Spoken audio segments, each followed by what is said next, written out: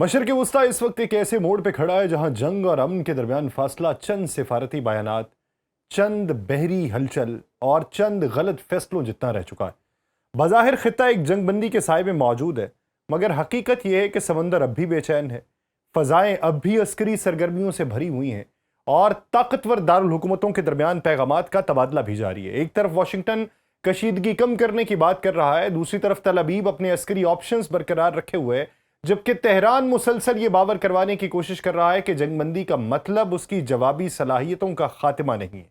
ऐसे माहौल में बहेरा ओमान से लबनान तक सामने आने वाला हर वाकया सिर्फ एक खबर नहीं रहता, बल्कि इस बड़ी कशमकश का हिस्सा है जो बज़ाहिर खामोश है लेकिन ख़त्म हरगिज़ नहीं हुई। आप सब पर सलामती हो, मैं यासिर रशीद हूँ और आप देख रहे हैं सुनो न्यूज़। नाज़रीन, जो इत्तला आपको देने वाला हूँ ये किसी बहरी झड़प की खबर नहीं है, बल्कि ये उस वसी तर कशमकश का हिस्सा है जो जंगबंदी के बाद भी मशरक़ वस्ती के पानियों में खामोशी से जारी है। बज़ाहिर बंदूकें खामोश हैं, मगर समंदर, फ़ज़ा और सिफारती महाज अब भी तनाव से भरे हुए हैं। ईरान ने इस वक्त एक ऐसा दावा किया है जो अगर दुरुस्त साबित होता है तो ये जंग के नए मरहले की निशानदही कर रहा है। ईरान की पासदाराने इनकलाब ने ऐलान किया कि उसकी बहरी फोर्स ने MSC सारिस्का नामी जहाज को क्रूज मिसाइल के जरिए निशाना बनाया। ये जहाज किसका है ये भी काबिल गौर है। तेहरान का दावा यह है कि ये कार्रवाई बहेरा ओमान में ईरानी तजारती जहाज लेयान स्टार पे होने वाले मुबैना अमरीकी हमले के जवाब में की गई है। ईरानी सरकारी मीडिया के मुताबिक पासदाराने इनकलाब का कहना है कि अमरीकी फौज ने पहले ईरानी जहाज को निशाना बनाया,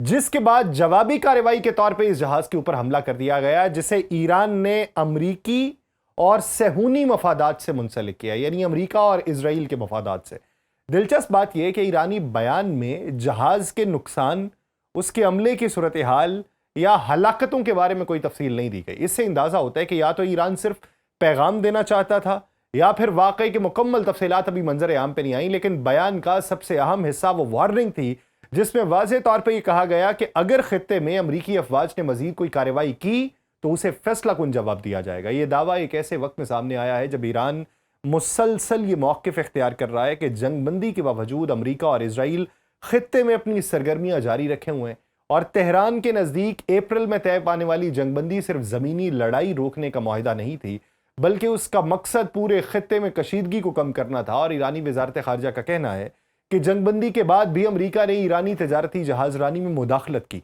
जिसे वो मुआहिदे की खुली खिलाफ वर्जी करार देता है।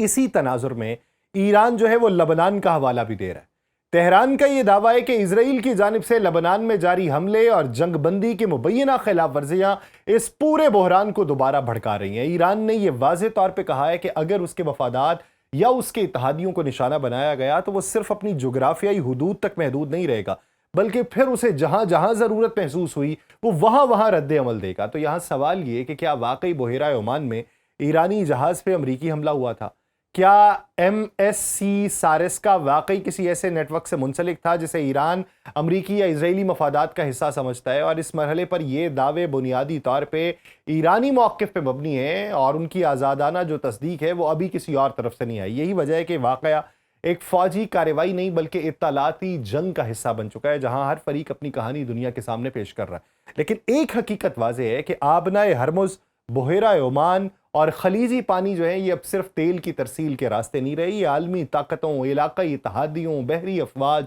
और मुआशी मफादात के तसादुम का मैदान बनते जा रहे हैं। अगर ईरान वाकई समुद्र में जवाबी कार्रवाइयों का दायरा वसी कर देता है और अमरीका अपनी बहरी मौजूदगी बरकरार रखता है तो आने वाले दिनों में हर तजारती जहाज, हर ऑयल टैंकर और हर बहरी रास्ता एक नए जोग्राफी सियासी दबाव का मरकज बन जाएगा। इसलिए इस वाक़े को सिर्फ एक मिसाइल हमले के दावे के तौर पर नहीं देखना चाहिए, ये दरअसल उस बड़ी तस्वीर का हिस्सा है जिसमें ईरान ये तासुर देना चाहता है कि जंगबंदी ने उसकी जवाबी सलाहियत ख़त्म नहीं की, जबकि अमरीका और उसके इत्तहादी ये पैगाम देना चाहते हैं कि खित्ते में ताकत का तवाज़ुन अब भी उनके हाथ में है। तो सवाल ये है कि क्या पैगाम रसानी जो है वो महदूद है, और अगर महदूद है तो कहाँ तक महदूद रहती है? क्या ये महज धमकियों की सतह तक है या आने वाले दिनों में खलीज के पानी एक बार फिर किसी बड़े तसादुम का मंजर बनेंगे? लेकिन इस मरहले पे जंगबंदी और जंग के दरमियान लकीर तकरीबन धुंधला चुकी है। एक तरफ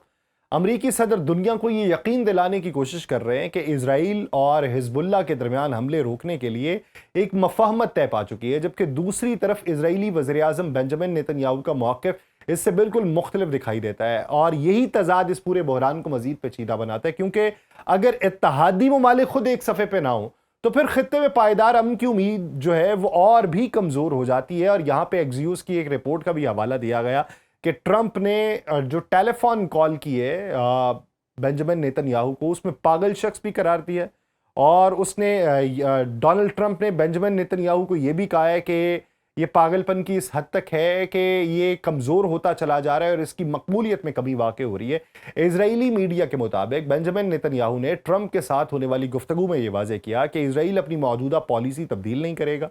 اور انہوں نے یہ کہا کہ اگر حزب اللہ نے اسرائیلی شہروں اور شہریوں کو نشانہ بنانا جاری رکھا تو اسرائیل بیروت کے اندر موجود ان اہداف پہ حملے کرے گا جنہیں وہ حزب اللہ کے عسکری مراکز یا دہشت گردی کے ڈھانچے قرار دیتا ہے۔ نیتن یاہو نے یہ بھی کہا ہے کہ جنوبی لبنان میں جاری اسرائیلی فوجی آپریشن اپنی منصوبہ بندی کے مطابق جاری رہے گا اور اس میں کوئی نرمی نہیں کی جائے گی۔ یہ بیان اس لیے غیر معمولی اہمیت رکھتا ہے کیونکہ یہ ایسے وقت میں ہے کہ جب چند گھنٹے پہلے ہی ٹرمپ نے یہ اعلان کیا کہ اسرائیل اور حزب اللہ ایک دوسرے کے خلاف کارروائیاں روکنے پہ آمادہ ہو چکے ہیں۔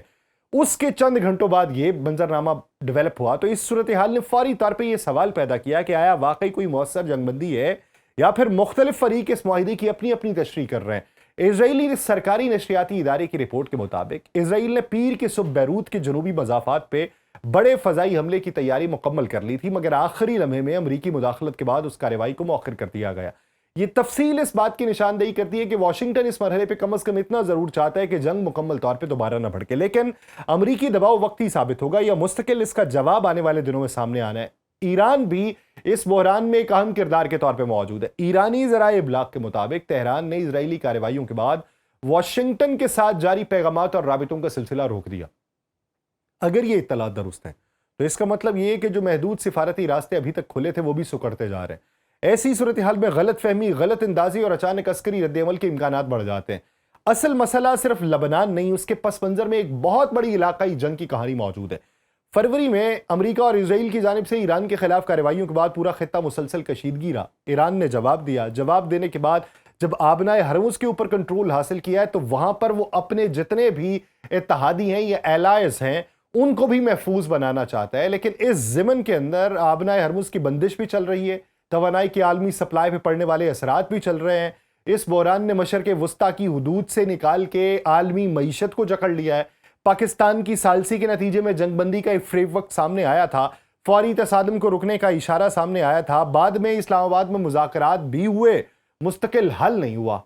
سرحدی جھڑپیں، محدود حملے، دھمکیوں کا سلسلہ، اور ابھی جا کے اس کے 2 جگہوں کے اوپر ایران پہ حملے کر دیے جانا، اور جنگ بندی کے وقت کے اندر ہی اور پھر ایک جہاز کے اوپر حملہ ہونا، تو یہ ساری صورتحال کس طرف کو جاتی دکھائی دیتی ہے۔ اس کے لیے اگلے 4 سے 5 دن بڑے اہم ہیں۔ اگر یہ جنگ بندی پہ مذاکرات مزید ہو گئے تو ٹھیک، بصورت دیگر ایک بڑا الاؤ ہے جو پک رہا ہے، اور اس میں کون کون جلے گا اس کا بھی اندازہ نہیں۔ مجھے دیجیے اجازت، اللہ نگہبان۔